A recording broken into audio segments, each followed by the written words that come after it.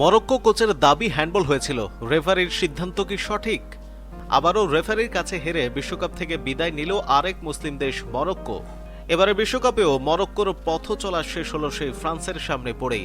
সর্বশেষ বিশ্বকাপে বিদায় নিয়েছিল সেমিফাইনালে, এবার কোয়ার্টার ফাইনালে ফ্রান্সের কাছে 2-0 গোলে হারের পর নিজের দলের সেরাটা দেওয়ার কথাই জানিয়েছেন মরক্কো কোচ মোহাম্মেদ ওয়াহাবি। যদিও এমবাপ্পের গোলের আগে হ্যান্ডবল হয়েছে বলে দাবি করেছেন এই কোচ। খেলায় 60 মিনিটে ফরাসি মিডফিল্ডার আন্দ্রিয়া রাবিওর হাতে বল লেগেছে বলে মনে হয়। মরক্কোর ফুটবলাররা হ্যান্ডবলের আবেদন করলেও রেফারি আমলে নেননি। কয়েক সেকেন্ড পরই কিলিয়ান এমবাপ্পে ম্যাচের প্রথম গোলটি করেন। এ নিয়ে ম্যাচ শেষে ওয়াহাবি বলেছেন, হ্যান্ডবল হয়েছিল বলে কিছু খেলোয়াড় খেলা থামিয়ে দিয়েছিল, আর সেখানে নিশ্চিতভাবেই হ্যান্ডবল হয়েছিল।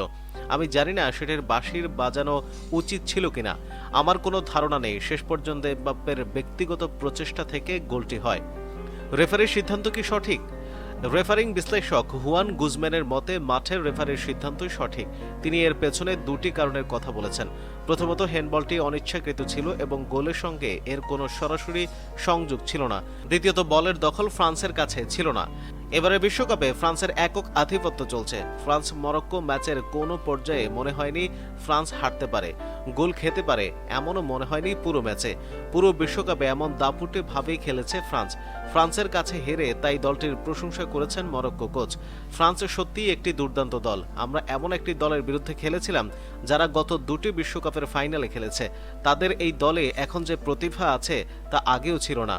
ওয়াহাবি আরও বলেন, আমি মনে করি জেতার জন্য সবকিছু করা গুরুত্বপূর্ণ এবং আমার মনে হয় আমরা সবকিছু উজাড় করে দেওয়ার চেষ্টাই করেছি। আমরা আরও অনেক দূর যেতে চাই এবং বিশ্বকাপ জিততে চাই। তাই আমরা হতাশ, কারণ আমরা হেরেছি। তবে আমাদের এটি মেনে নিতে হবে।